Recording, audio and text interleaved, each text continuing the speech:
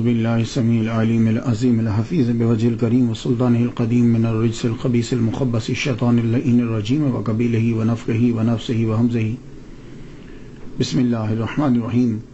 تمام نبیوں کے سردار حضرت محمد صلی اللہ علیہ وآلہ وسلم اور تمام مذاہب کے سردار دین اسلام کے پیروکاروں، سلام علیکم طبتم۔ اللہ تعالیٰ کی رحمتیں اور برکات آپ پر، صلاۃ و سلام حضور صلی اللہ علیہ وسلم کی ذات پر اور دنیا کے عظیم ماں باپ حضور کے ماں باپ پر۔ آج کی گفتگو ہماری 31ویں مرحلے میں داخل ہو گئی۔ بڑی خوشی کی بات ہے، اللہ تعالیٰ نے اس کام کو ہمارے لیے آسان کیا۔ آپ لوگ بھی ہمارے ساتھ اس مشن میں شامل ہو جائیں، اسے آگے بھیجیں، خود سنیں جس طرح سے بھی، یا ہمیں اپنے ای میلز بھیجیں تاکہ ہمارا ادارہ جو ہے وہ آپ کو یہ وقت کے ساتھ ساتھ بھیجتا رہے۔ آج کی گفتگو جو ہے وہ فقہ کے اندر جن کو چوتھا امام تسلیم کیا گیا ہے، امام احمد بن محمد بن حنبل رحمۃ اللہ علیہ، ان پہ گفتگو ہے۔ پیدائش آپ کی ربیع الاول کے اندر ہے 164 ہجری میں، وصال آپ کا 12 ربیع الاول کے اندر ہے 241 ہجری میں۔ ٹوٹل آپ نے اس زمین کے اوپر 77 سال 77 ایئرز زندگی پائی ہے۔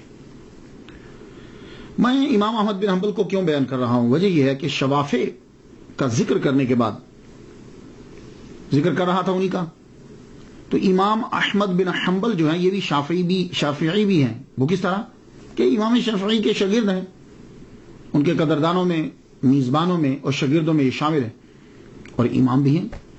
اس لیے میں نے شوافع کے ذکر کے اندر امام کا ذکر جو ہے وہ شروع کر دیا۔ انہوں نے بہت کچھ سیکھا ہے امام شافعی رحمۃ اللہ علیہ سے۔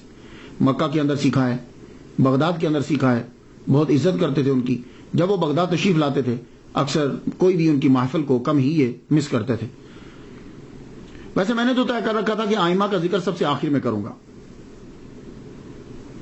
پہلے میں ان لوگوں کا ذکر کروں جنہیں لوگ اولیاء اور صوفیاء پکارتے ہیں، تاکہ لوگوں کو پتہ چلے کہ ان آئمہ کا مقام کیا ہوگا تصوف کے اندر اور ولایت کے اندر، کہ جن کے یہ اولیاء اور صوفیاء پیروکار ہیں۔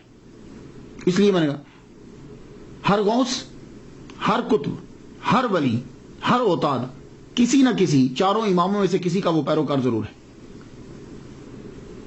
اب آپ بتائیں کہ امام احمد بن محمد بن حنبل کا مقام کیا ہوگا کہ جن کے پیروکار غوث سے اعظم عبد القادر جیلانی رحمۃ اللہ علیہ۔ آپ بتائیں کہ محمد بن ادریس شافعی رحمۃ اللہ علیہ کا مقام کیا ہوگا کہ جن کے پیروکار حضرت جنید بغدادی ہیں، امام جزولی ہیں، امام بصیری رحمۃ اللہ علیہ۔ آپ مجھے بتائیں کہ امام مالک رحمۃ اللہ علیہ کا کیا مقام ہوگا کہ جن کے پیروکار ابو الحسن شاذلی الحسنی والحسینی رحمۃ اللہ علیہ۔ آپ ہی بتائیں کیا مقام ہوگا امام اعظم رحمۃ اللہ علیہ کا کہ جن کے پیروکار داتا گنج بخش علی اجمیری ہیں، خواجہ معین الدین اجمیری ہیں، قطب الدین بختیار کاکی ہیں، مجدد الفسانی ہیں، خواجہ بہاؤالدین نقشبند ہیں، جن کے مرید یعنی پیروکار ہیں جن کے فقہ کے اندر۔ ان لوگوں کا کیا مقام ہوگا؟ لیکن وجہ یہ بنی کہ انڈیا سے ہمیں ایک ای میل آیا کہ آپ امام اعظم ابو حنیفہ رحمۃ اللہ علیہ کا بھی تذکرہ ضرور کیجیے۔ تو میں نے پھر سوچا کہ چلیے آئمہ کا ذکر بھی جو ہے وہ کرتے چلے جاتے ہیں۔ تو آج چونکہ شوافع کا ذکر تھا، اس لیے امام احمد بن محمد بن حنبل رحمۃ اللہ علیہ کا ذکر چوتھے فقہ کے اندر، ان کو فقہ کا امام تسلیم کیا گیا چوتھے نمبر کے اندر۔ آپ کا پورا نام احمد، اصل نام آپ کا احمد ہے، محمد آپ کے والد گرامی کا نام ہے، حنبل آپ کے دادا کا نام ہے، احمد بن محمد بن حنبل بن ہلال الشیبانی اشعری رحمۃ اللہ علیہ۔ آپ کے نام کے اندر زیادہ تر ہم جب بولتے ہیں تو امام احمد بن حنبل کہتے ہیں۔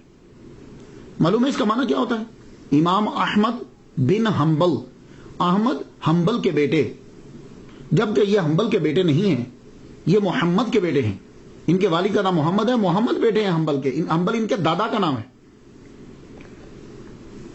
تو جب ان کے دادا کا نام ہے تو پھر احمد بن محمد کیوں نہیں کہتے، احمد بن حنبل کیوں کہتے ہیں؟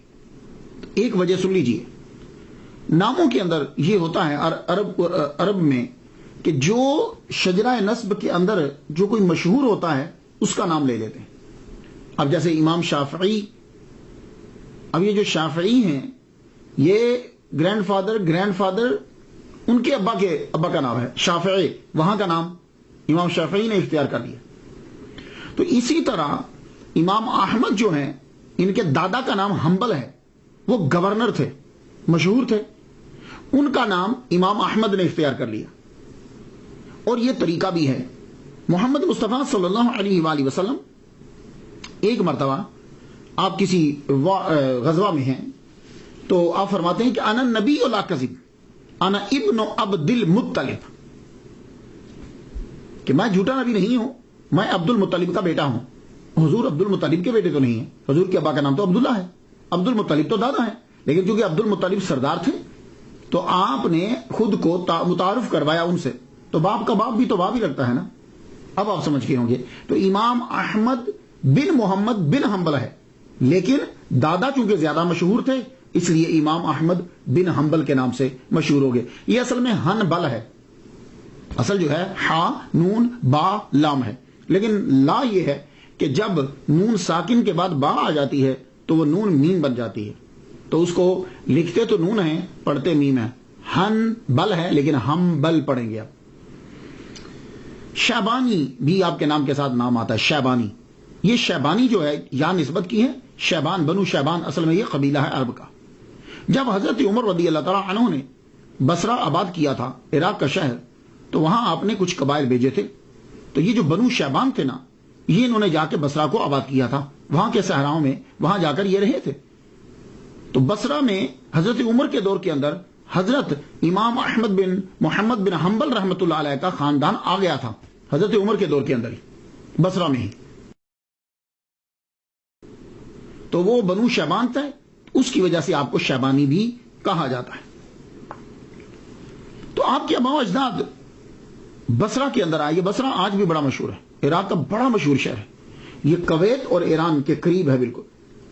2007 کے مطابق اس کی آبادی جو ہے وہ 9,52,441 ہے اس کی، یعنی آپ اس سے آبادی سے، پاپولیشن سے اندازہ لگا لیجئے. اور یہ بغداد کے بعد عراق کا سب سے بڑا شہر ہے. آپ کے دادا حنبل یہ سرگس کے گورنر رہے ہیں اموی دور حکومت کے اندر. تو کہتے ہیں کہ بصرہ سے یہ آپ کے دادا، آپ کے بڑے، یہ خراساں، پھر مرو، پھر بغداد، اس طریقے سے یہ ہجرت، دوبارہ ہجرت پھر کی. پہلے تو بصرہ آ گیا خاندان، پھر سرگس، خراساں میں بھی یہ رہے، مرو، پھر اس کے بعد بغداد میں آخر میں یہ آ کر امام احمد بن محمد بن حنبل رحمۃ اللہ علیہ پہنچ گئے. آپ کے جو والد گرامی محمد ہیں یہ خراساں میں فوج کے اندر اعلیٰ عہدے پر فائز تھے. خراساں کے اندر آپ کے والد گرامی کا 30 سال کی عمر میں انتقال ہو گیا. امام احمد بن محمد بن حنبل رحمۃ اللہ علیہ کی پیدائش سے کچھ روز پہلے یا کچھ روز بعد. اب یہ جو خراساں میں آپ کے والد گرامی تھے، یہاں سے اختلاف ہو گیا جائے پیدائش کے اندر کہ امام احمد بن حنبل کی جائے پیدائش کون سی ہے، یہاں اختلاف ہو گیا. لیکن یہ بات تو طے ہے کہ آپ کے والد گرامی خراساں میں اعلیٰ عہدے پر فائز تھے آرمی کے اندر. اب عرب کے جتنے لوگ ہیں وہ یہ فورس کرتے ہیں اور کوشش کرتے ہیں کہ امام احمد بن حنبل کو بغداد میں ہی پیدا کیا جائے. لیکن کچھ لوگوں نے یہ کہا کہ امام احمد بن حنبل خراساں کے اندر پیدا ہوئے. خراساں میں آپ کے چاہنے والے بھی بڑے تھے، خراساں کے اندر آپ کی فقہ بھی مشہور ہوئی، خراساں کے اندر ہی آپ کے فتاوی مشہور ہوئے. تو کچھ چکر تھا خراساں کے ساتھ، کچھ چکر تھا. تو اب میں جب تحقیق کرتا ہوں تو اگر یہ کہا جائے کہ امام احمد بن حنبل جو ہیں ان کی ولادت سے کچھ روز پہلے ان کے والد گرامی جو ہیں وہ وفات پا گئے ہیں، تو پھر تو وہ خراساں کے اندر تھے. تو کچھ روز پہلے وفات پائی تو پھر تو خراساں کے اندر ہی پیدا ہوئے. اور اگر یہ کہا جائے کہ کچھ روز بعد وفات پائی تو اب یہ ہے کہ اتنی جلدی یہ یہاں کیوں آ گئے؟ وہ تو خراساں میں ان کی ڈیوٹی تھی، وہ چھوڑ کر ڈیوٹی بغداد میں تو نہیں آئیں گے کیونکہ بوڑھے تو ہیں نہیں ہیں، 30 سال کے ینگ ہیں، تو خراساں میں ڈیوٹی ہی تو کر رہے ہیں. تو اب یہ جھگڑا کہ وہ بغداد میں ہوئے یا خراساں کے اندر، میں یہ کہتا ہوں کہ بھائی دیکھو ٹھیک ہے، مان لیتے ہیں کہ جگہ کی وجہ سے فرق پڑتا ہے. اب ایک بچہ امریکہ میں پیدا ہوا ہے، ایک بچہ مدینہ میں پیدا ہوا ہے، ایک بچہ پاکستان میں پیدا ہوا ہے، فرق تو پڑے گا. لیکن کچھ ہستیاں ایسی ہوتی ہیں کہ وہ جگہ کی محتاج نہیں ہوتی، وہ جہاں پیدا ہو جائیں ان کی ولادت کی وجہ سے وہ جگہ افضل ہو جاتی ہے. ہاں، تو اس لیے امام احمد بن حنبل وہ ہستی ہیں کہ وہ جہاں پیدا ہوں گے وہ جگہ ہی افضل ہو جائے گی.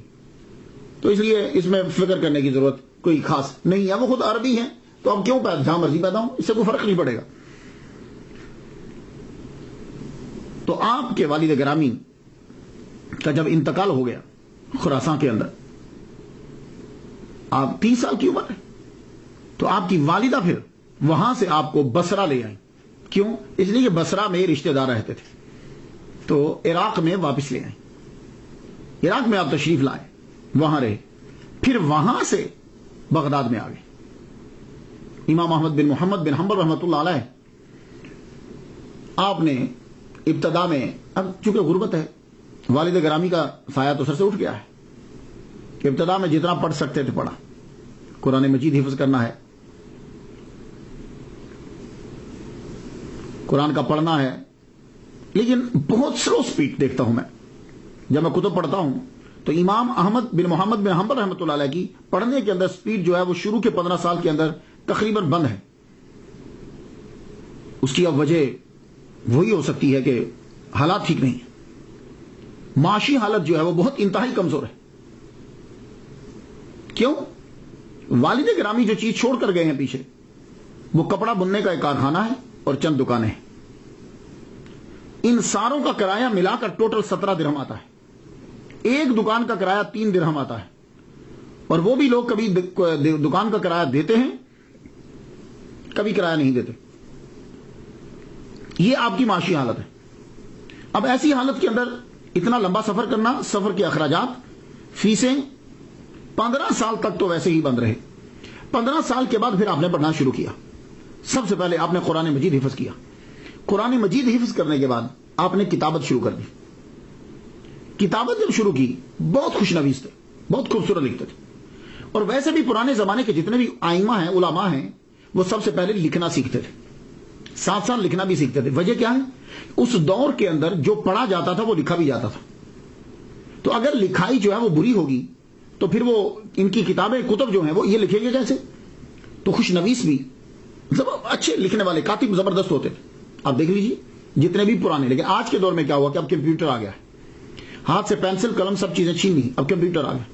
اب آپ کو وہ لکھائی کی وہ چیزیں نظر نہیں آئیں گی. انتہائی گندی لکھائی جو ہے وہ ہوتی. لیکن میں نے جب پڑھا ہے تو دن کے اندر اسکول کے اندر بھی تختی لکھوائی جاتی تھی، لیکن اب وہ تختی، وہ ساری چیزیں جو ہیں وہ چھین. تو آپ نے لکھنا سیکھا، حفظ کرنا، حفظ کیا. اس کے بعد اب آپ جو ہیں سب سے پہلے آپ نے فقہ کی طرف توجہ دی. فقہ کے لیے آپ سب سے پہلے جن کے پاس گئے، وہی کوئی فقہ کا اور بادشاہ کون ہوگا، استاد کون ہوگا؟ امام اعظم ابو حنیفہ نعمان بن ثابت رحمۃ اللہ علیہ کے شاگرد. ان کے علاوہ فقہ کا دروازہ کون کھولے گا؟ فقہ کے بادشاہ ہیں یہ. تو حنبلی بھی جو ہیں وہ فقہ کے اندر اگر شاگرد ہیں تو امام اعظم نعمان بن ثابت رحمۃ اللہ علیہ کے. آپ نے پھر جا کر امام قاضی ابو یوسف رحمۃ اللہ علیہ سے، جو شاگرد رشید ہیں، جو جانشین، اصلی جانشین ہیں امام اعظم نعمان بن ثابت رحمۃ اللہ علیہ، ان سے جا کے فقہ سیکھی.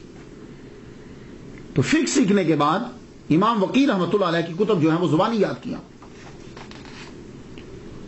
جب آپ نے فقہ پڑھ لی، اس کے بعد آپ حدیث کی جانب توجہ دی. آپ نے حدیث کی جانب، اور اس کا آپ کو شوق بھی بڑا تھا. فقہ کا آپ کو اتنا شوق نہیں تھا، سیکھتے تھے، سیکھا اپنے ایک علم کے طور پر سیکھا. امام احمد بن محمد بن حنبل رحمۃ اللہ علیہ کا زیادہ شوق حدیث کی طرف.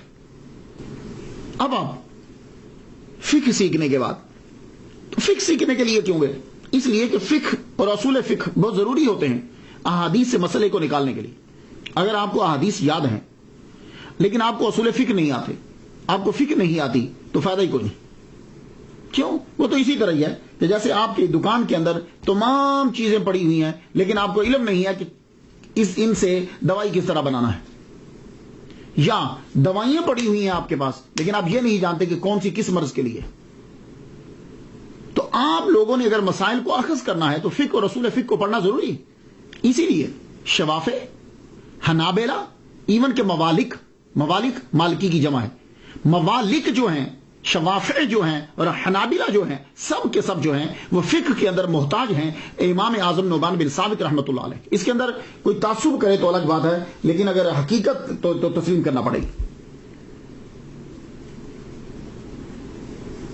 تو یہ فقہ سیکھنے کے بعد اب حدیث مبارکہ سیکھنا شروع کیا. سب سے پہلے آپ روانہ ہوئے حدیث سیکھنے کے لیے بصرہ روانہ ہو گئے، بغداد سے بصرہ 186 ہجری میں. احادیث یاد کرنا آپ نے شروع کی. 3 لاکھ حدیث جو ہے وہ امام احمد بن حنبل نے یاد کر لی. 3 لاکھ حدیث یاد کر لی. 194 ہجری میں آپ نے بصرہ ہی میں السعید القطان سے بھی علم آپ نے سیکھا. بصرہ کے بعد اب حجاز کی جانب بھی آپ گئے ہیں. حجاز میں آپ نے 191 سے 194 تک جو ہے وہ قیام کیا ہے. 4 سال آپ نے قیام کیا. وہاں حجاز کے اندر بھی آپ نے حدیث اور فقہ سیکھی ہے دونوں. وہیں آپ کی ملاقات جو ہے وہ امام شافعی رحمۃ اللہ علیہ کے ساتھ سب سے پہلے ہوئی تھی. 4 سال آپ اس کے بعد پھر بصرہ واپس آ گئے. 197 ہجری میں واسطہ سے دوبارہ حجاز گیا. مسجد خیف میں سفیان بن عیینہ سے ملاقات ہوئی. انہوں نے جب آپ کی صلاحیت کو دیکھا تو آپ کو فتویٰ دینے کی اجازت دی. یہ 197 ہجری کی بات کر رہا ہوں. تو گویا کہ آپ حجاز کے اندر بارہا گئے ہیں اور طویل قیام کیا آپ نے حجاز کے اندر اور حدیث سیکھنے کے لیے. امام یزید بن ہارون سے بھی آپ نے سیکھا. ابن جوزی رحمۃ اللہ علیہ کا یہ کہنا ہے، جب انہوں نے مناقب لکھے ابن جوزی کا یہ کہنا ہے کہ 414 اساتذہ سے امام احمد بن محمد بن حنبل رحمۃ اللہ علیہ نے سیکھا ہے. لیکن امام ذہبی رحمۃ اللہ علیہ نے جب مناقب لکھے ہیں تو وہ یہ کہتے ہیں کہ 280 اساتذہ سے آپ نے سیکھا ہے. آپ کے اساتذہ کے اندر امام شافعی رحمۃ اللہ علیہ کا بھی شمار ہوتا ہے، جن سے آپ نے خاص طور پر ناسخ منسوخ یہ علم جو ہے وہ آپ نے ان سے سیکھا ہے. آدمی جب سیکھنے کے لیے نکلتا ہے آدمی کو مشکلات تو آتی، لیکن ایک بات یاد رکھیے، جب بھی کبھی علم سیکھنے کے لیے نکلے، یورپ اور امریکہ کے لوگ ادب کو بھول گئے ہیں. یہ تو نہ ٹیچر کی عزت کرتے ہیں نہ ٹولز آف نالج کی عزت کرتے ہیں، اس لیے کسی کے پاس علم نہیں ہے. یہ بات یاد رکھیے، علم صرف اسی قوم کے پاس ہے جو اپنے استاد کا ادب کرتے ہیں. یہ چیز ہم دیکھتے ہیں امام احمد بن محمد بن حنبل رحمۃ اللہ علیہ. آپ حدیث سیکھنے کے لیے چلے روانہ ہوئے. آپ کے ساتھ امام یحییٰ معین رحمۃ اللہ علیہ بھی تھے. دونوں کے دونوں چلے کہ حدیث جو ہے وہ سیکھیں گے. لیکن حدیث سیکھنا کہاں سے تھی؟ یمن جا کے مقام صنعاء میں امام عبد الرزاق یمنی سے سیکھنی تھی. تو بصرہ بغداد سے نیت کر کے چلے تھے کہ یمن میں جا کے صنعاء میں ہم وہاں جا کے حدیث سیکھیں گے. لیکن اس سے پہلے کہا کہ چلو حج کرتے چلتے ہیں. یوں کر کے پھر چلیں گے، وہاں سے روانہ ہوں گے. 1 ماہ کی مسافت طے کر کے وہاں پہنچے. وہاں جب پہنچتے ہیں تو طواف کر رہے تھے کہ امام عبد الرزاق رحمۃ اللہ علیہ نظر پڑ گئے. جب وہ دکھے تو بڑے خوش ہوئے، چلو یار 1 ماہ کا سفر کم ہو گیا. 1 ماہ کا سفر کم ہوا. تو امام یحییٰ کہنے لگے کہ حضور ہمیں آپ سے حدیث سیکھنا ہے، اگر یہاں ٹائم دے دیں تو آپ نے فرمایا کل آ جائیے گا.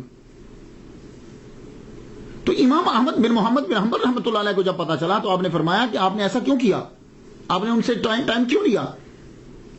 ہم نیت کر کے آئے تھے کہ ان کے در پر جائیں گے، ہم نیت کر کے آئے تھے کہ ان کے پاس جائیں گے، تو آپ نے یہاں وقت کیوں لیا؟ دیکھو میں نیت کر کے آیا تھا کہ استادوں کے در پہ جاؤں گا تو میں وہیں جا کے سیکھوں گا، میں اسے بےادبی سمجھتا ہوں، ایک تو میرا ثواب کم ہوگا.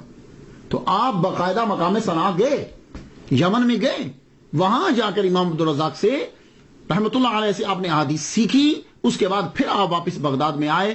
اتنا طویل سفر کیا کہ آپ کے پاؤں مبارک زخمی ہو گئے اور پاؤں کی حالت دیکھ کر آپ نے یہ سوچ لیا کہ شاید آپ دوبارہ میں سفر نہیں کر پاؤں گا. لیکن اللہ تعالیٰ نے شفا عطا فرما دی. پھر اس کے بعد پھر آپ ہمس میں چلے گئے. آپ نے جید علماء سے علم سیکھا. اساتذہ کے ناموں سے پتہ چل جاتا ہے کہ یہ شاگرد کتنا عظیم ہے کہ جس کے استاد اتنے عظیم ہیں کہ جن کی زیارت کرنا ہی اس بات کی دلیل ہے کہ اس کے پاس کچھ نہ کچھ علم ضرور ہوگا. تو اگر یہ ان کے پاس قیام انہوں نے کیا ہے تو پھر اندازہ لگائیے. قاضی ابو یوسف رحمۃ اللہ علیہ، سفیان بن عیینہ رحمۃ اللہ علیہ، امام وقیع رحمۃ اللہ علیہ، امام شافعی رحمۃ اللہ علیہ، امام عبد الرزاق یمنی رحمۃ اللہ علیہ، شیخ حاسم بن ابی حازم، یہ ان کے بہت بڑے استاد ہیں. 16 سال سے لے کے 20 سال تک انہی سے سیکھتے رہے ہیں حدیث مبارکہ، انہی سے حدیث مبارکہ سیکھے۔ اسی دوران عبد الرحمن بن مہدی سے بھی حدیث مبارکہ سنی، عمیر بن عبداللہ بن خالد سے بھی حدیث مبارکہ سیکھی، ابو بکر بن عیاش سے بھی حدیث مبارکہ سیکھی۔ لیکن حافظ عاصم ان کے پہلے اساتذہ میں سے، یہ بخارا کے رہنے والے تھے، ان کے والد گرامی حجاج بن یوسف کے شیف تھے، تو باپ یہی چاہتا تھا کہ میرا بیٹا بھی جو ہے وہ شیف باورچی بنے، ان کو مچھلی پکانے کے کئی طریقے آتے تھے، لیکن آپ کو شوق تھا کہ میں حدیث سیکھوں، اور آگے حدیث سیکھی، اور دیکھیے وقت کے فقہ کے چوتھے امام کے پہلے استاد بنے۔ اس لیے علم جو ہے وہ انسان کو بلندی عطا فرما دیتا۔ اس دور کے لوگ یہ نہیں دیکھتے تھے یہ باورچی کے بیٹے ہیں، یہ فلاں کے بیٹے ہیں، نہیں، وہ یہ دیکھتے تھے کہ اس کے پاس صلاحیت کتنی ہے۔ اور آج کل دیکھ لو، ہم لوگ ان ائمہ کے ماننے والے ہیں اور ہم لوگوں کی ذاتوں پہ لگے رہتے ہیں۔ وہ خوبیوں کو دیکھا کرتے تھے، اور وہی قوم ترقی کرتی ہے جو خوبیوں کو دیکھتی ہے۔ جس میں زیادہ خوبی ہیں وہ اللہ کی بارگاہ میں زیادہ قریب ہوتا ہے، ورنہ انسان کی پیدائش میں اور انسان کی موت کی آخری جگہ میں کوئی کسی میں فرق نہیں ہے، خواہ وہ بہت بڑا ہے یا وہ بہت چھوٹا ہے۔ 15 سال سے لے کے 40 سال تک، یعنی 179 ہجری سے لے کر 204 ہجری تک علم ہی حاصل کرتے رہے، اور آپ کی عمر 40 سال ہوئی تو آپ کو بڑے بڑے علماء نے فتویٰ کی سند دے دی۔ اب آپ نے بغداد میں تدریس کا سلسلہ شروع کر دی، 40 سال کے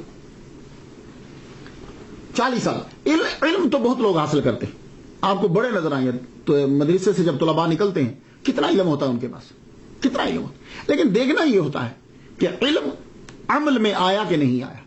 اگر وہ پڑھا ہوا علم عمل میں آ جائے تو پھر تو آدمی نے علم پڑھا ہے۔ اب اگر ان اللہ مع الصابرین پڑھنے کے بعد صبر ہی نہیں آیا،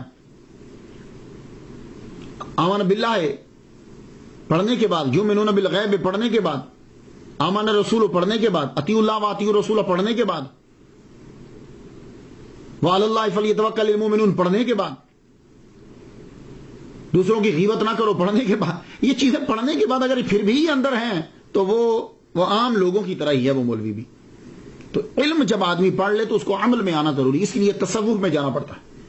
تو تمام ائمہ کرام وقت کے بہترین صوفی تھے، زبردست صوفی تھے، تصوف کے ماہر تھے۔ جس طرح وہ فقہ میں ماہر ہیں اسی طرح وہ تصوف میں بھی ماہر تھے۔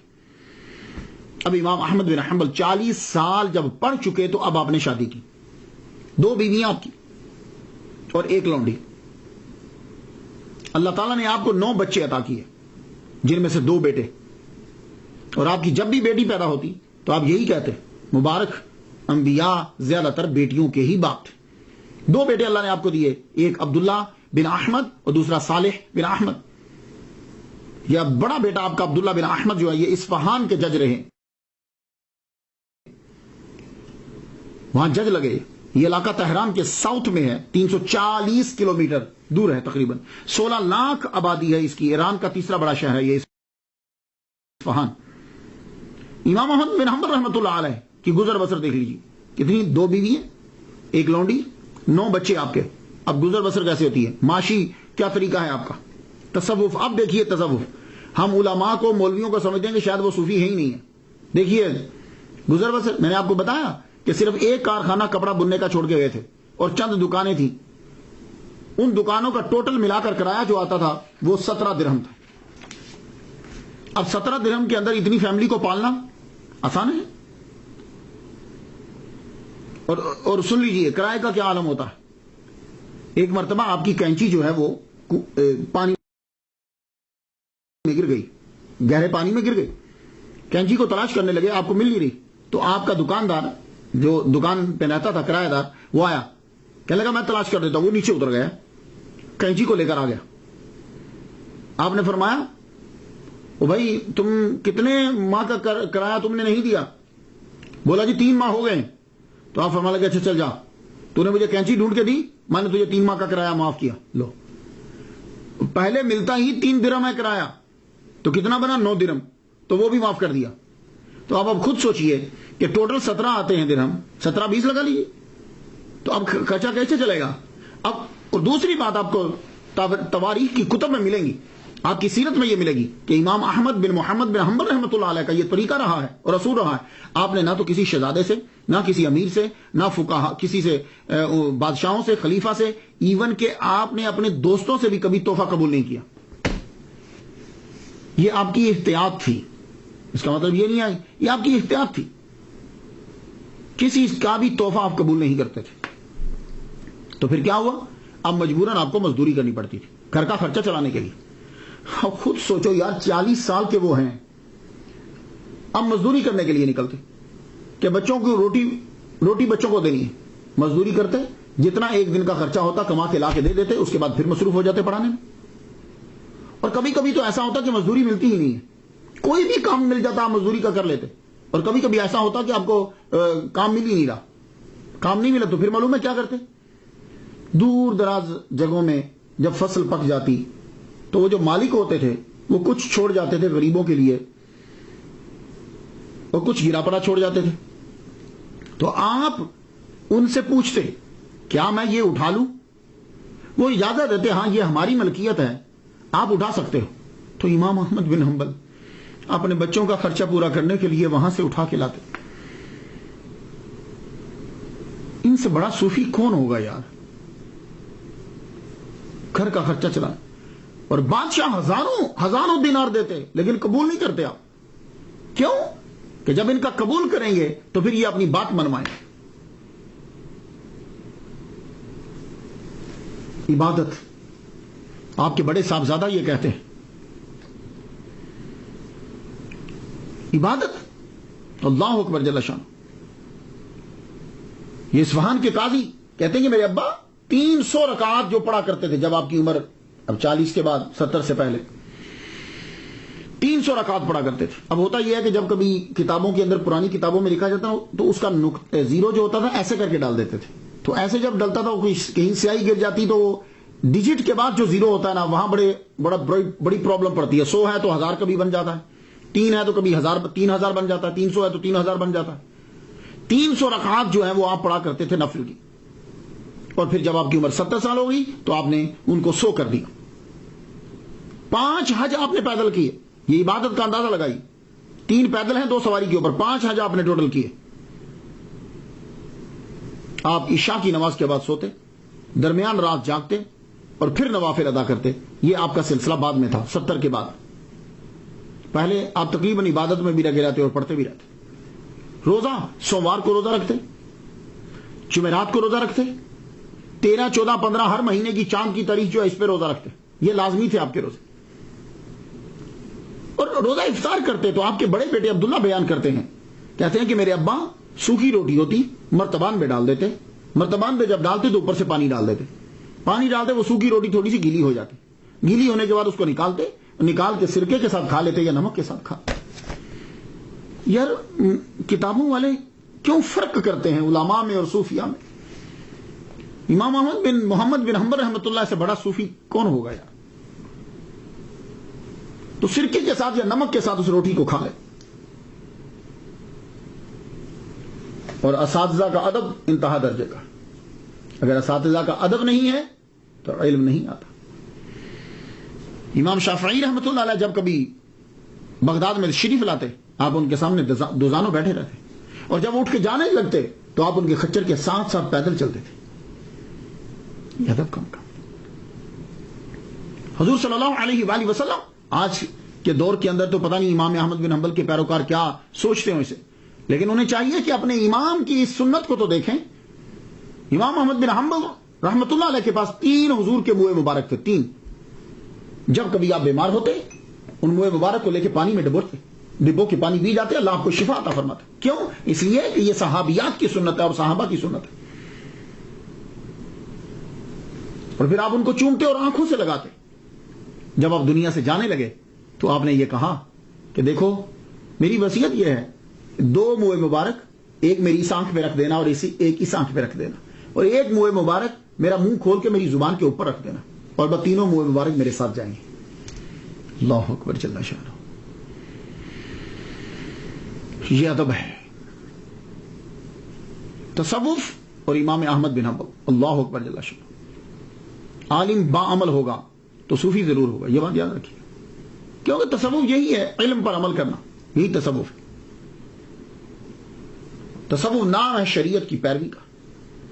یہ کیسے ہو سکتا ہے کہ جن کے پیروکار غوث اعظم عبد القادر جیلانی رحمۃ اللہ علیہ ہوں وہ صوفی نہ ہوں؟ امام شافعی جو خود اوتاد کے مرتبے پر ہیں، وہ آپ کی تعریف کرتے ہیں کہ میں نے امام احمد بن محمد بن حنبل سے بڑھ کر کوئی متقی، پارسا، فقیہ اور محدث نہیں دیکھا. امام احمد بن محمد بن حنبل رحمۃ اللہ علیہ صوفیاء سے بہت پیار کرتے تھے. آپ کے دور کے اندر جو مشہور صوفی ہیں بشر الحافی رحمۃ اللہ علیہ اور ذوالنون مصری رحمۃ اللہ علیہ، دونوں کی بڑی عزت کرتے، اور سب سے زیادہ محبت آپ کی بشر حافی سے تھی. آپ اپنے بیٹے کو کہا کرتے تھے بیٹے جاؤ ان کی محفل میں بیٹھا کرو. اللہ اکبر جل شانہ. بشر حافی نے فرمایا، شیخ عبدالحق محدث دہلوی رحمۃ اللہ علیہ نے فقہ اور تصوف کتاب کے اندر یہ لکھا ہے کہ بشر حافی رحمۃ اللہ علیہ نے فرمایا وہ دنیا سے خالص سونے کی طرح گئے. امام شافعی رحمۃ اللہ علیہ سے شناسائی تو آپ کی 187 ہجری سے تھی. تب امام احمد بن حنبل رحمۃ اللہ علیہ کی عمر جو ہے وہ 23 سال. پھر یہ سلسلہ جاری رہا.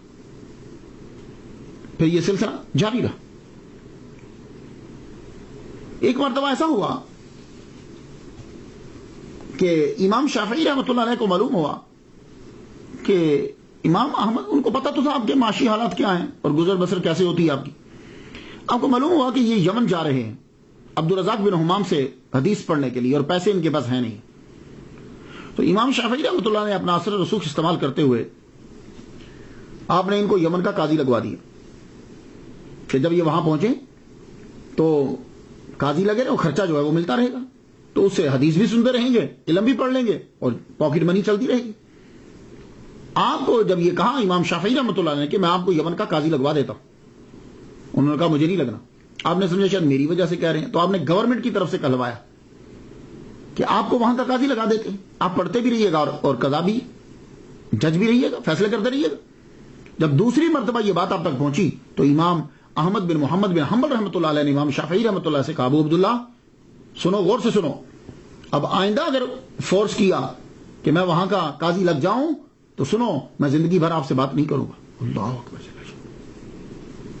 امام شافعی سمجھ.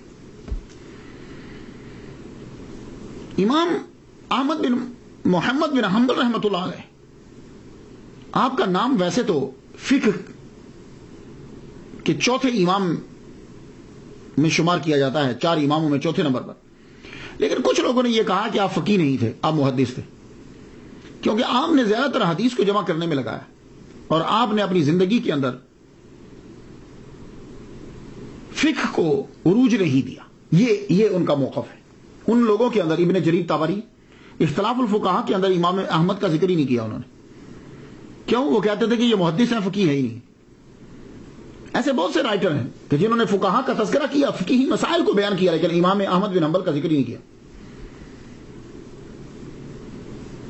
اسی طرح قتیبہ نے اپنی کتاب المعارف میں فقہا کا تذکرہ کیا، لیکن آپ کا تذکرہ نہیں کیا. احسن التقاسیم کے اندر تذکرہ ہے دوسروں کا، لیکن آپ کا ذکر نہیں ہے. اسی طرح قاضی ایاز رحمۃ اللہ علیہ نے انہیں محدث شمار کیا ہے، فقیہ نہیں. وجہ کیا ہے؟ وجہ یہ ہے کہ لوگ فقہ کو جب دیکھتے ہیں تو کسی کو تو امام اعظم، امام شافعی اور امام مالک کے تناظر میں، ان کے تناظر میں دیکھتے ہیں. تو اگر ویسے دیکھا جائے تو واقعی ان کا کام تھوڑا سا ٹوٹل ڈیفرنٹ ہے. ان کی طرح فقہ پہ انہوں نے کام نہیں کیا. یہ تو ہر ایک کو تسلیم کرنا پڑے گا. ظاہری زندگی کے اندر کوئی مسئلہ پوچھتا تو آپ حدیث کو نکالتے تھے، حدیث پڑھ کر سنا دیتے. یہی وجہ ہے کہ ایک مرتبہ آپ کا یہ مسئلہ ہے کہ من ترک الصلاۃ متعمدا فقد کفر، کہ جو نماز چھوڑتا وہ کافر ہو جاتا ہے. تو امام شافعی رحمۃ اللہ نے پوچھا جب وہ کافر ہو جاتا تو مسلمان کیسے ہوگا؟ کیا لگے نماز پڑھ کے؟ تو آپ نے کہا جب وہ کافر ہو گیا تو کافر کی نماز تو صحیح ہوتی نہیں ہے. تو چپ ہو گیا. تو آپ صرف حدیث پڑھ دیتے تھے، اس کے ظاہری معنی لیتے تھے، آگے نہیں جاتے تھے. یا صحابہ کا کوئی مسئلہ ہوتا تو وہ بیان کر دیتے تھے. بہرحال ایسا آپ کی لائف کے اندر ہوا کہ آپ نے فقہی مسئلہ بیان کیا، کسی نے آگر پوچھا تو آپ نے انکار کر دیا یا اس سے رجوع کر لیا. آپ بس حدیث کے اوپر جو ہے وہ زور دیتے تھے. یہ میں نے بہت پڑھنے کے بعد، کوئی 400 صفحات پڑھنے کے بعد آپ کو یہ بات میں بتا رہا ہوں. اگر آپ تحقیق کرنا چاہیں تو پھر آپ بہت سی کتابوں میں پڑھ سکتے ہیں. اللہ تعالیٰ نے آپ کو شہرت جو ہے دوران تعلیم ہی دے دی تھی. لوگ آپ کو جانتے تھے، جہاں آپ جاتے آپ کی علم کا شعرا تھا. 3 لاکھ حدیث آپ کو زبانی یاد تھی. آپ نے بغداد میں جب تدریس شروع کی تو چاروں طرف سے لوگ آپ کے پاس آنے لگے. جگہ کم پڑ گئی تو جامع مسجد کے اندر آپ نے تدریس شروع کر دی. آپ پڑھایا کرتے تھے. آپ کے حلقے کے اندر ہزاروں کی تعداد ہو گئی. 500 تو صرف اس کے اندر وہ لوگ تھے کہ جو دوات لے کر بیٹھتے تھے. اور یہ بڑی بات ہوتی تھی. یہ جو دوات لے کر بیٹھتے تھے یہ پکے شاگرد ہوتے تھے. ویسے تو اجازت ہوتی تھی کہ سننے والے بھی آ جاتے تھے، ویسے بھی لوگ بیٹھے ہوئے ہیں وہ آ جاتے تھے، لیکن جس کے پاس قلم اور دوات ہوتی تھی وہ یہ سمجھا جاتا یہ پکا اس مدرسے کا حلقے کا شاگرد ہے. تو 500 وہ تھے جو حدیث بیٹھ کر لکھا کرتے. اور آپ 2 کلاسیں لگایا کرتے تھے امام احمد بن حنبل. ایک کلاس گھر کے اندر لگتی تھی. اس کے اندر وہ ہوتے تھے جو دور دراز سے خاص شاگرد ہیں، جن میں آپ کے بیٹا ہے بڑا اور آپ کے چھوٹے صاحبزادے اور جو ہیں وہ خاص جو شاگرد ہوتے تھے جن کو سارا پڑھنا ہے. پھر اس کے بعد دوسری کلاس جو لگتی تھی وہ جامع مسجد کے اندر لگتی تھی، اور وہ کلاس آپ عصر کے بعد لگایا کرتے تھے. اس کے اندر شاگردوں کو بھی اجازت ہوتی، عوام بھی آتی تھی، عام لوگ جو ہیں سب کے سب اس کے اندر شامل ہوتے تھے. تو اس کے اندر آپ حدیث بیان کیا کرتے تھے. جو مسائل برننگ کوسچنز ہوتے تھے جس کا لوگوں کے جیسے کتاب الایمان آپ پاس رکھتے تھے، اشربہ، اس طرح کے مسائل جو بھی چل رہے ہوتے تھے وہ آپ ساتھ لے جاتے. پھر اس کے اوپر گفتگو ہوتی. آپ کا طریقہ کیا تھا؟ جب آپ پڑھاتے تھے تو پڑھاتے ہوئے آپ دیکھ کر پڑھاتے تھے، زبانی نہیں پڑھاتے تھے. حدیث کی آپ املا کرواتے تھے، لیکن کسی کو جب بھی لکھواتے تو آپ کتاب سامنے کھول لیتے. جتنا آپ نے پڑھا تھا کہیں سے وہ سب کا سب آپ لکھتے جاتے تھے. لکھ کے آپ کے پاس وہ سب موجود تھا. جب آپ پڑھانے لگتے تو اس کو سامنے رکھ لیتے. اتنی احتیاط کرتے تھے کہ ایسا نہ ہو کہ میں حدیث بیان کرنے لگوں تو کوئی لفظ نہ ہو تو میں ڈال دوں، کوئی ہو تو میں نہ ڈال پاؤں. سامنے. اور شاگردوں کو بھی یہ حکم تھا، آرڈر تھا کہ تم بھی جب بیان کرو گے تو سنو، تم بھی جب بیان کرو گے تو تمہیں بھی دیکھ کر بیان کرنا ہے. یہ ایک خاص چیز تھی. کیا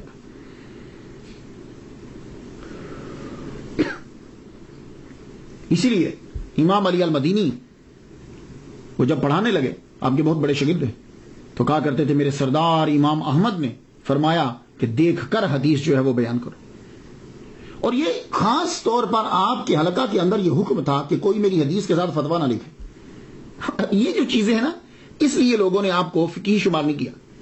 کوئی فتویٰ نہیں لکھے. ہاں فتویٰ دیتے تھے لیکن حدیث کے ساتھ کوئی لکھے نہیں. حدیث صرف حدیث لکھو. اللہ اکبر جل شانہ. حضور صلی اللہ علیہ وسلم نے 40 سال میں باقاعدہ تبلیغ شروع کی. ویسے تو اچھی اچھی باتیں تو آپ بتاتے رہتے تھے، لیکن باقاعدہ آپ نے 40 سال میں تو یہی اس سنت پر بھی عمل کیا. امام کب کے 3 لاکھ حدیثوں کو یاد کر چکے تھے، کب کی صلاحیت آپ کے اندر پیدا ہو چکی تھی، لیکن جب 40 سال کے ہوئے تو نبی کی سنت پر عمل کرتے ہوئے تدریس کو شروع کیا. حدیث پر حتی الامکان کوشش کرتے کہ حدیث پر عمل ہو. میں ہٹوں نہ حدیث.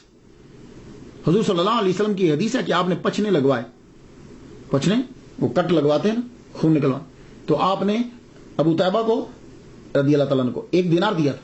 تو آپ بھی اسی طرح کرتے، جب پچھنے لگواتے تو حجام کو 1 دینار دیتے. آپ کو لونڈی کی ضرورت نہیں تھی. جب آپ نے 2 نکاح کیے ہیں تو اب لونڈی کیوں رکھنی؟ صرف اس لیے کہ حضور صلی اللہ علیہ وآلہ وسلم کے پاس تھی، حدیث کے اوپر عمل ہو جائے. یہ مختصر سی میں نے آپ کو سیرت ان کی بتلائی. اصل جس چیز نے آپ کو مشہور کیا اور آپ کی ثابت قدمی جو ہے وہ ہے مسئلہ خلق قرآن. یہ مسئلہ ہے کیا؟ اصل میں خلق قرآن کا مطلب یہ ہے کہ آواز یہ اٹھائی گئی، دعویٰ یہ کیا گیا کہ قرآن جو ہے وہ مخلوق ہے. جس طرح چاند، ستارے، سورج، انسان، جن مخلوق ہیں، ویسے ہی قرآن بھی مخلوق ہے، کریشن ہے. وہ کہتے ہیں کہ اگر قرآن کو مخلوق نہ مانا جائے تو قرآن قدیم ہوگا. اگر یہ قدیم ہے تو پھر 2 قدیم ہو جائیں گے، اللہ قدیم اور قرآن قدیم. دونوں جب قدیم ہوں گے تو پھر یہ شرک ہو جائے گا. تو ایسی چیزیں جو ہیں وہ اکثر ملائی جاتی ہیں آپس میں، لوگوں کو گمراہ کرنے کے لیے، کافر بنانے کے لیے، قتل کرنے کے لیے، فرقہ برائیت کے لیے. ایسی چیزیں کہ جو سننے میں لگتی ہیں کہ سچی ہیں لیکن ہوتی نہیں سچی. وہ یہ کمال آپ نے دیکھنا ہو تو آپ کبھی عدالت میں جائیں. عدالت میں جب 2 وکیل آپس میں دلائل دے رہے ہوتے ہیں تو وکیل ایسے دلائل دیتا ہے جو سننے میں سچے لگتے ہیں اور قاتل چھوٹ جاتا ہے، جبکہ وہ دلائل سچے نہیں ہوتے. وہ لفظوں کا ہیر پھیر ہوتا ہے، یہی چکر ہے۔ اب یہ کہا گیا کہ یہ شرک ہو جائے گا، اگلا سننے والا کا واقعی بھائی اللہ بھی قدیم، قرآن بھی قدیم، تو یہ تو واقعی شرک ہو جائے گا۔ اور پھر اس کے اوپر دلائل یک طرفہ ڈھونڈے جاتے ہیں۔ یہ بات یاد رکھیے گا کہ باطل ہمیشہ دلائل ڈھونڈے گا، یک طرفہ ڈھونڈے گا، وہ سارے کو بیان نہیں کرے گا، یک طرفہ۔ اب اس کے لیے دلائل ڈھونڈے گے۔ کہا گیا اللہ قرآن میں کہتا ہے انا جعلناہ قرآنا عربیہ، ہم نے قرآن کو عربی بنایا، ٹھیک ہے؟ تو اب جب بنایا مطلب ہے کہ خالقہ، اچھا خود ہی جعلا کا معنی جعلناہ کا معنی خالقہ کر لیا خود ہی، جبکہ پورے قرآن مجید کے اندر اللہ تعالیٰ نے قرآن مجید کے لیے پورے قرآن کے اندر خالقہ کا لفظ استعمال ہی نہیں کیا۔ جس کے لیے جعلا کا لفظ استعمال کیا اس کے لیے کہیں نہ کہیں خالقہ استعمال کر دیا، جیسے انی جاعل فی الارض خلیفہ، میں خلیفہ بنانے والا ہوں، تو انی خالقکم بشرا من طین، خالق کا لفظ استعمال کر دیا۔ لیکن قرآن مجید کا جب کہا انا جعلناہ قرآنا عربیہ، تو اس کے لیے خلقنا کا ترجمہ لفظ استعمال نہیں کیا۔ وجعلنا اللیل لباسا وجعلنا من الماء کل شیء حی، تو کیسے کہتے ہیں کہ جیسے یہ جعلنا ہے، اسی طرح قرآن کے ساتھ بھی جعلنا ہے، تو یہ بھی مخلوق وہ بھی مخلوق۔ اور ایک اور وجہ یہ تھی کہ عیسائی یہ کہا کرتے تھے اور پوچھتے تھے کہ بھائی تمہارے قرآن میں عیسیٰ علیہ السلام کے بارے میں کیا لکھا ہے؟ تو کہا کرتے کلمۃ اللہ، تو کہتے اچھا تو یہ کلمۃ اللہ ہے نا، تو اللہ کا کلام جو ہے وہ قدیم ہے، تو عیسیٰ جو ہے یہ بھی قدیم ہے، تو اللہ کا بیٹا ہوا، گاڈ ہوا، لارڈ ہوا۔ تو اب مسلمانوں نے بجائے اس کے کہ اس کے دلائل دیتے کہ بھائی جب کلمۃ اللہ کہاں ہے تو ساتھ یہ بھی کہا ہے کہ وہ حضرت مریم بھی کھاتی ہیں، حضرت عیسیٰ بھی کھاتے ہیں، یہ بھی تو قرآن کے اندر ہے۔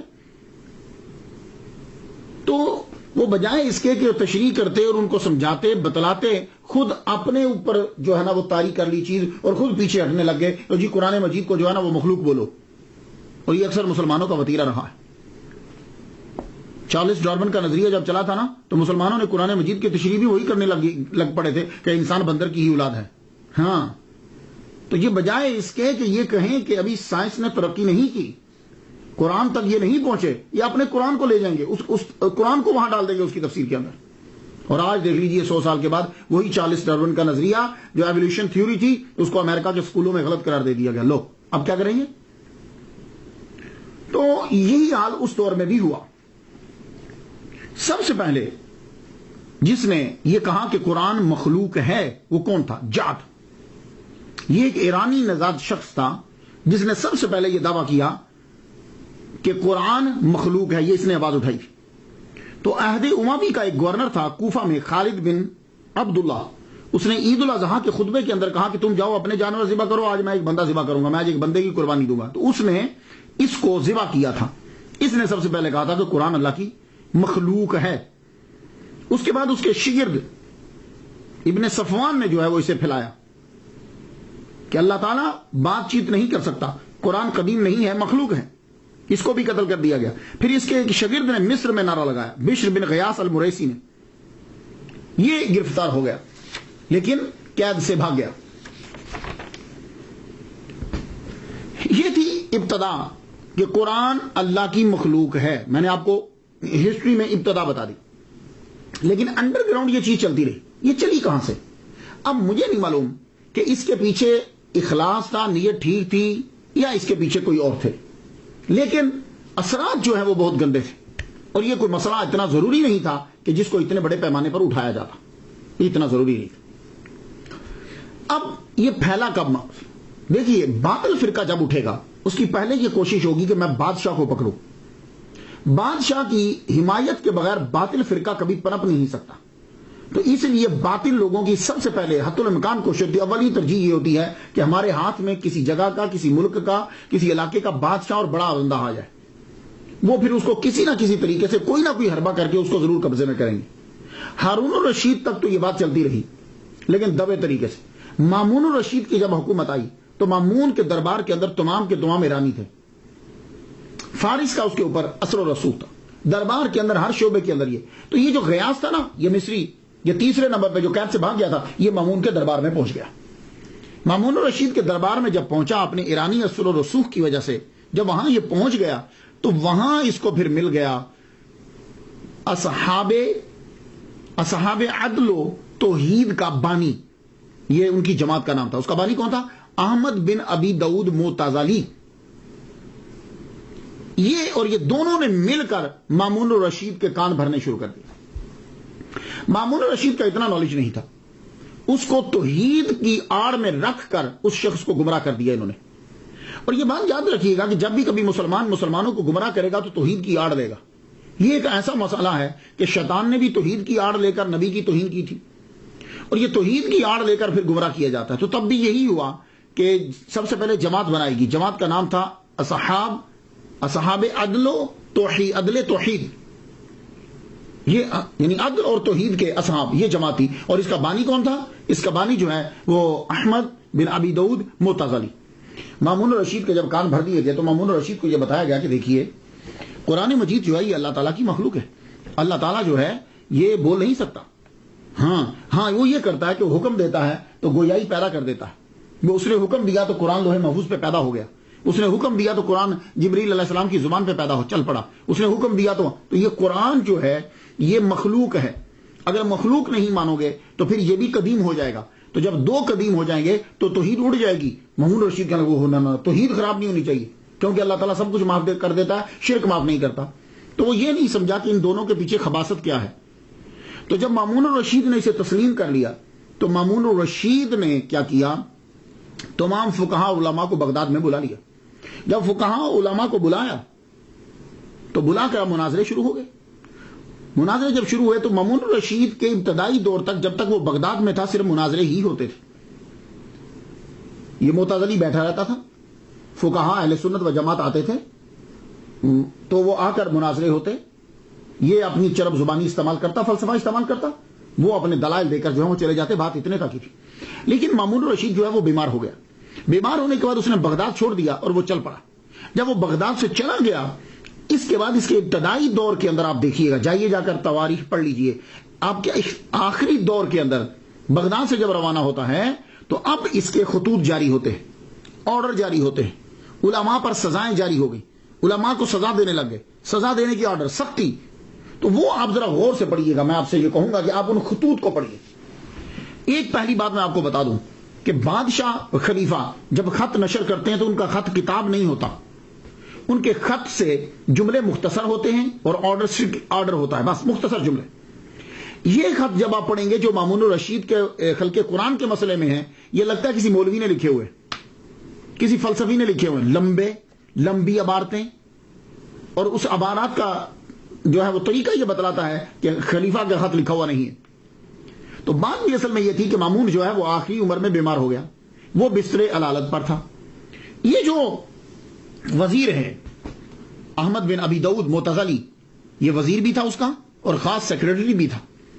یہ کیا کرتا تھا، یہ خود لکھتا تھا، لکھنے کے بعد اب پتہ نہیں سناتا تھا بھی تک کہ نہیں سناتا تھا، لکھنے کے بعد وہ اس سے اجازت لے لیتا کہ میں اس کو آپ کی طرف سے بھیج رہا ہوں۔ وہ آگے اس کو کیا تھا، ٹھیک ہے بھیج دو، بھیج دیا۔ اب یہ لیٹر جو ہے وہ آنے لگ گئے بغداد میں کہ سارے فقہا کو اکٹھا کرو، جو مانتا ہے تو ٹھیک ہے، نہیں مانتا تو اس کی گردن اڑا دو، قید کر دو۔ اب یہ اتنے سنگین خط جب آخر میں آنے لگے تو یہی مامون بغداد میں رہتے ہوئے اتنے سخت آرڈر کیوں نہیں دے رہا تھا، یہ شک میں ڈال دیا بات۔ وہاں جا کر یہ آرڈر کیوں دینے لگا، اور آرڈر بھی اس وقت کہ جب یہ بالکل بستر علالت پر ہے، بلکہ بستر مرگ پر ہے۔ تو لگتا ہے کہ مامون کی کارستانی نہیں ہے، لیکن ظلم شروع ہو گیا۔ بلایا جاتا زر اور زور دونوں کے ساتھ، علماء کو بلایا جاتا کہ آپ اس کو مانو۔ اکثر لوگوں نے ماننا شروع کر دیا، لیکن امام احمد بن محمد بن حنبل، محمد بن نوح، امام یوسف بن یحییٰ البویتی مصری، نعیم بن حماد، یہ چار آدمی ایسے تھے کہ جنہوں نے انکار کر دیا۔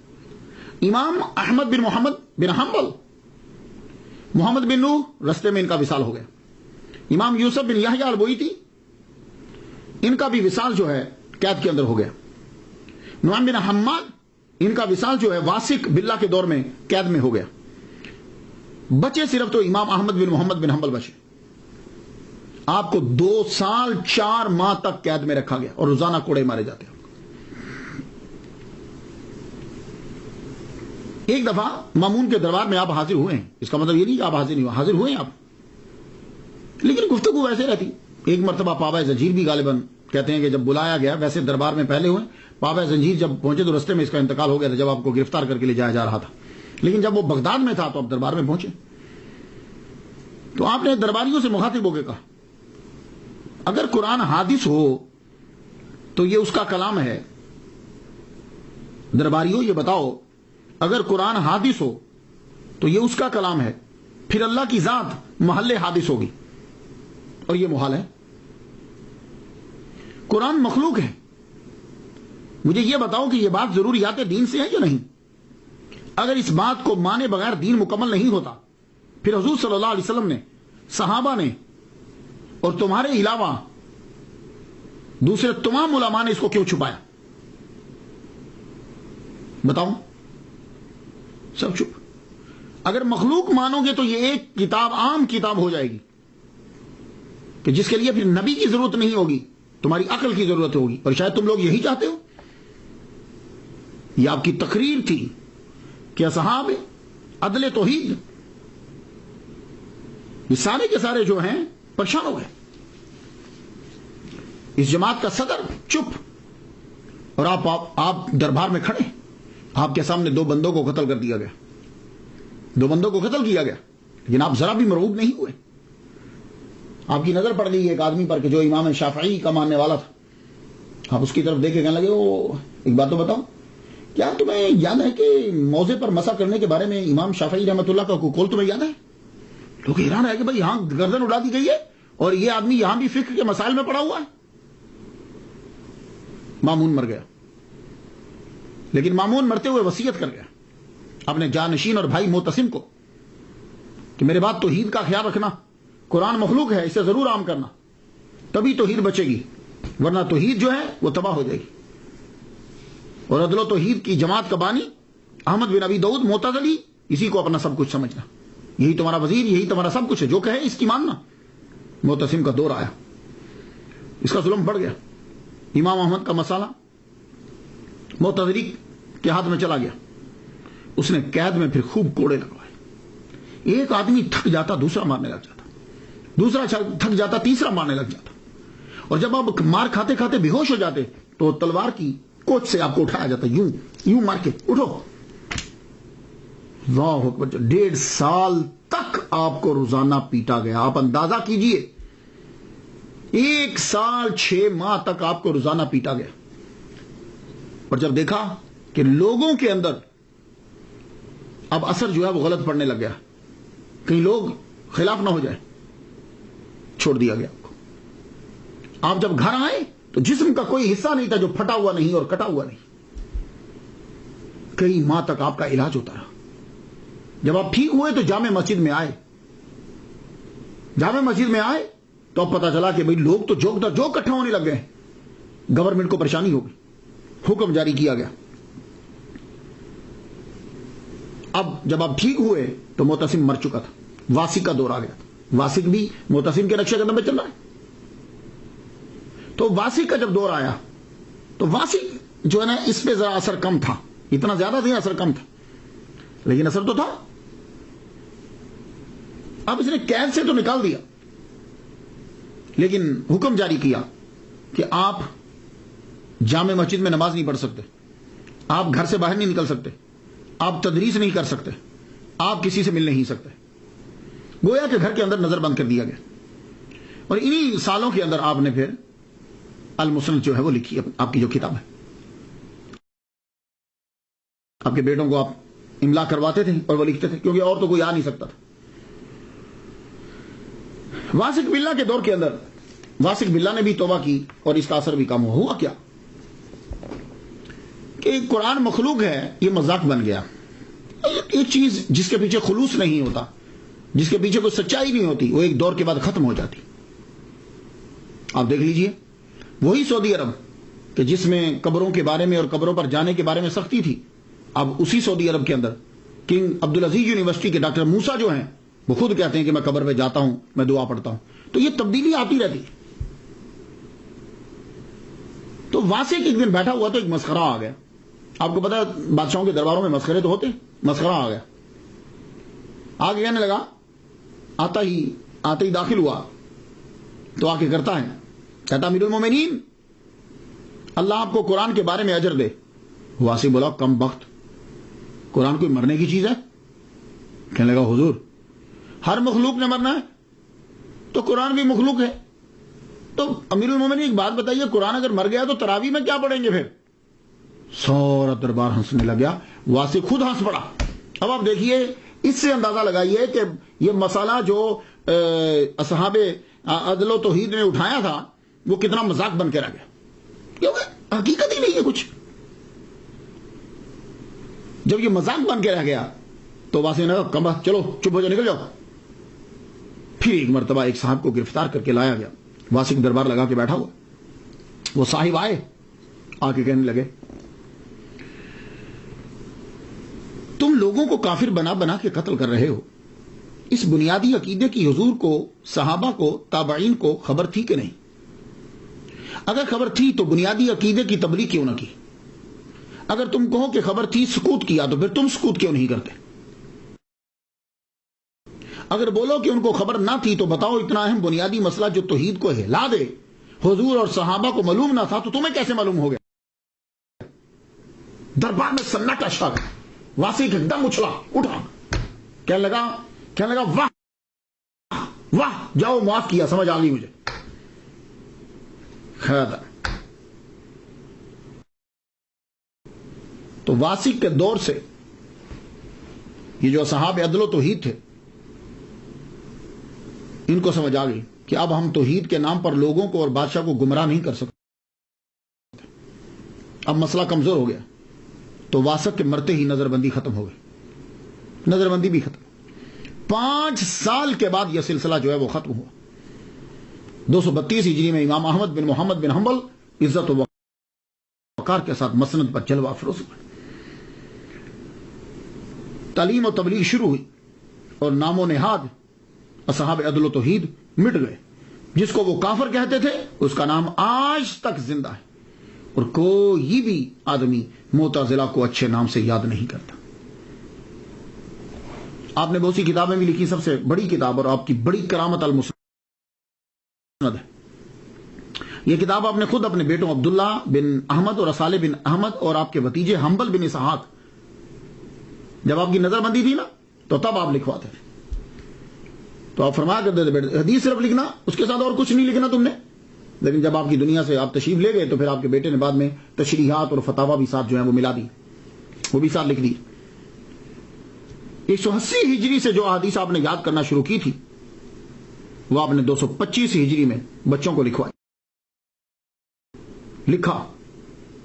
اس کتاب کے اندر امام احمد نے رحمت اللہ علیہ نے حدیث کو صحابہ کی ترتیب پہ لکھا ہے، جس طرح صحابہ کا مرتبہ تھا، خلفائے راشدین، پھر اس کے بعد تو ایک صحابہ سے جتنی حدیث روایت ہیں وہ آپ نے مسند میں لکھ دی۔ یہ آپ کا ذرا ڈیفرنٹ سٹائل ہے کہ آپ نے ایسا نہیں کیا کہ پہلے وضو، طہارت، وضو، یہ اس طرح کے مسائل، اذان، نماز، نہ، آپ نے کہا پہلا صحابی کون، اس کی جتنی حدیثیں ہیں چاہے وہ جس ٹاپک پہ ساری جمع کر دو، پھر دوسرا صحابی، اس طریقے سے۔ یہ آپ کا طریقہ رہا، کتاب ناسخ منسوخ، کتاب المناسک، کتاب الاعمال، کتاب الزہد، کتاب الفضائل۔ تو امام احمد نے دوسرے ائمہ کی طرح فتاوا اور یہ چیزیں ساری جو تھیں یہ مدون نہیں کی۔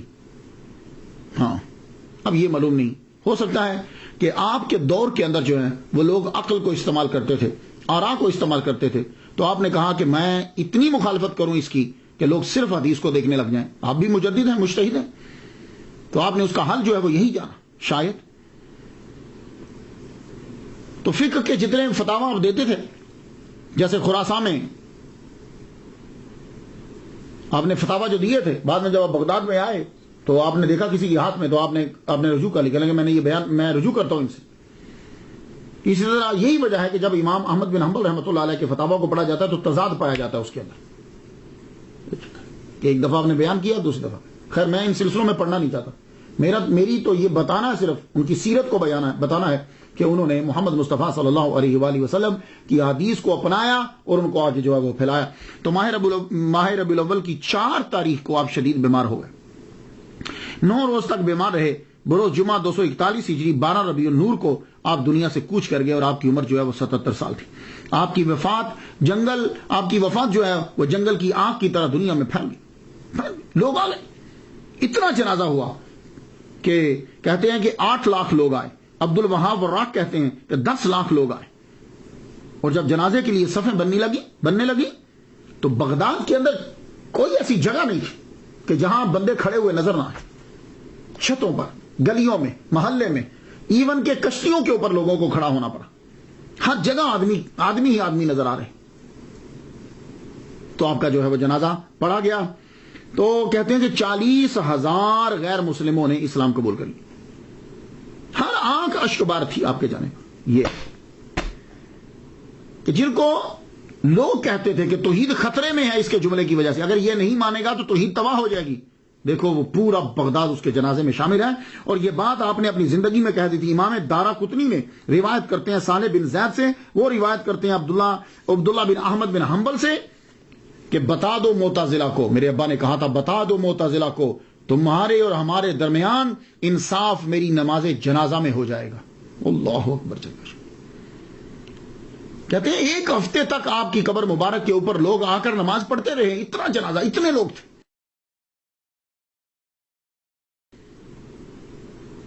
60,000 تو صرف عورتیں بعد میں آئی تھی، جبکہ روکا گیا ان کو کہ نہیں جانا، لیکن نہیں، اتنی عقیدت اور محبت تھی بغداد کے لوگوں کو آپ سے۔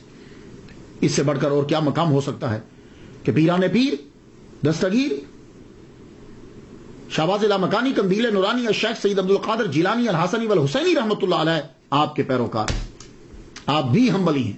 میں تو ان کے لیے فاتحہ پڑھ چکا، آپ بھی ان کے لیے فاتحہ پڑھ دیجئے۔